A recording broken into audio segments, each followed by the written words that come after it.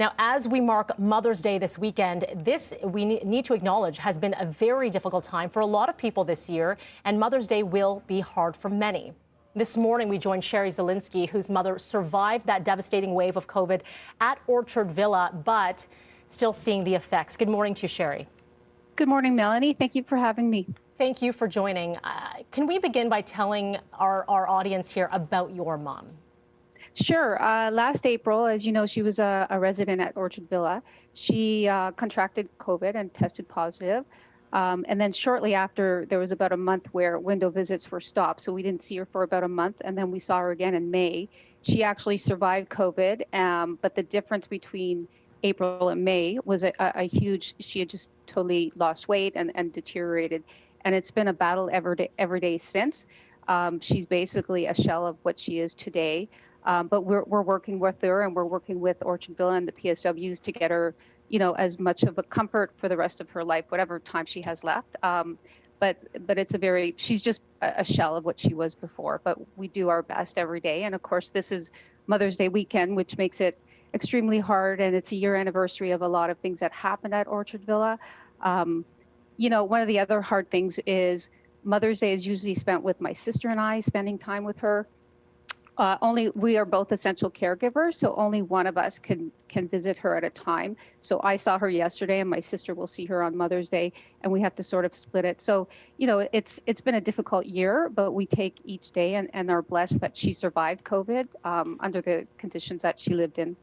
Sherri, thank you for sharing some of these pictures with us. And you see your mom smiling in these. And I know you were telling us earlier that these are some of the last times you've seen her smile and make the eye contact and acknowledge family members, which is, I can't even imagine what this is like for you and your family right now. You have been pushing for changes in long-term care. You've experienced it firsthand, seeing as a caregiver to your mother, this report that has come out, and there have been more than one report. The military had to go into Orchard Villa, and that's one of the locations that came in.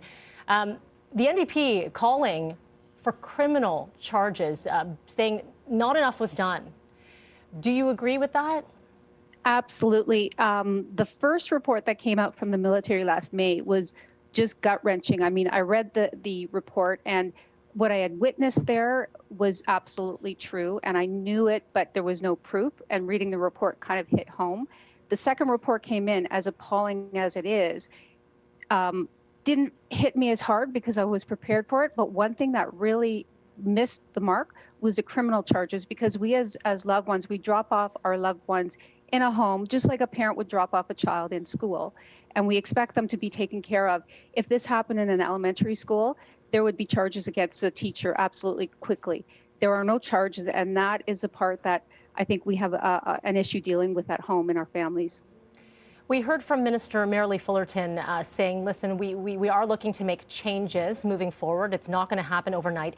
Outside of criminal charges, what is at the heart of all this? What needs to be done for changes to happen now? Well, I think one of the biggest issues that I see is the staffing issue.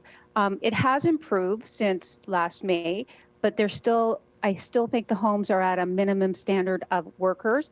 After the military came in, I mean, there was PSWs everywhere. It was on the forefront, and I see it slowly slipping back to the way it was before, where, they're basically at a skeleton staff. They're working well, but if one person takes a mental health day or one of the PSWs or nurses are sick, then we're back to where we were last year. So I have an issue with the staffing. I think the levels are too low, and I think that there should be more staff on hand. Mm-hmm. There's several times that we go in there as families, and they're running around. I mean, they work so hard there, but if somebody's away, then they're covering for somebody else. And how can you take care of people? How can you bathe them? How can you give them, oral hygiene care, dental care, the medical care that they need? There needs to be more staff on hand is one of the biggest problems.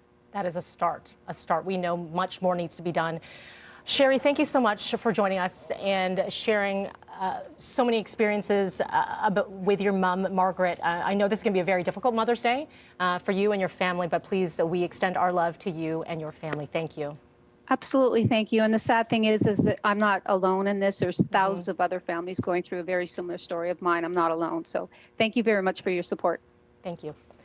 All Thank right, you. 7-Eleven is what we're sitting at right now. We're going to switch gears. We've got we've got mornings that'll bring you ups and downs and all arounds, but that's what we're here for. We're going over to Dina instead.